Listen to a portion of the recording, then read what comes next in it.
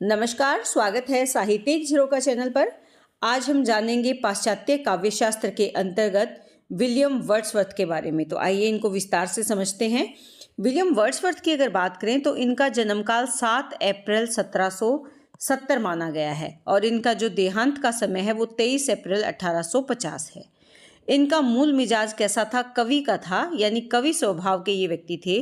Wordsworth को उपाधि दी गई थी किसकी? पोथ तलारिएट की उपाधि इनको दी गई थी, पोथ तलारिएट की। प्रकृति उनके विचारों का मूल थी, यानी वो प्रकृति से बहुत जुड़े हुए थे और बहुत प्रभावित भी थे। वर्ड्सवर्थ ने 30 वर्ष में ही फ्रांस, इटली और आल्प्स पर्वत की यात्रा कर ली थी। आल्प्स पर्वत ने उनके सौंदर्य विषयक मान्यता को प्रभावित किया और फ्रांस की क्रांति ने, जो कि 1789 में हुई, उनके विचारों को प्रभावित किया। 1793 ईस्वी में वर्ड्सवर्थ का प्रथम संग्रह an evening walk and descriptive sketch प्रकाशित हुआ।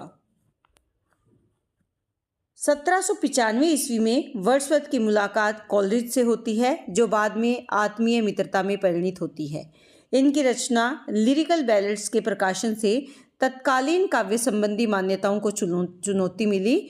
इस संग्रह पर नव अभिजात्यवादियों ने जमकर आक्रमण किया। अब इन्हीं बिंदुओं को हम थोड़ा विस्तार से भी देखेंगे।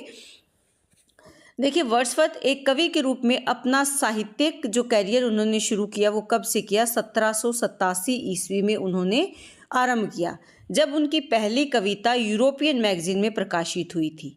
उसी वर्ष उन्होंने सेंट जॉन्स कॉलेज कैम्ब्रिज में प्रवेश लिया और 1791 में बीए की उपाधि उन्होंने प्राप्त की।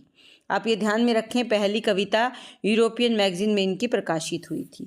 कॉलरिज के प्रारंभिक वर्षों में ग्रीष्म अवकाश जब होते थे, उस दौरान वे हॉकशीड लौटते थे और इंग्लैंड की प्राकृतिक सुंदरता से भरपूर झीलों और पर्वतीय क्षेत्रों की यात्रा करते थे।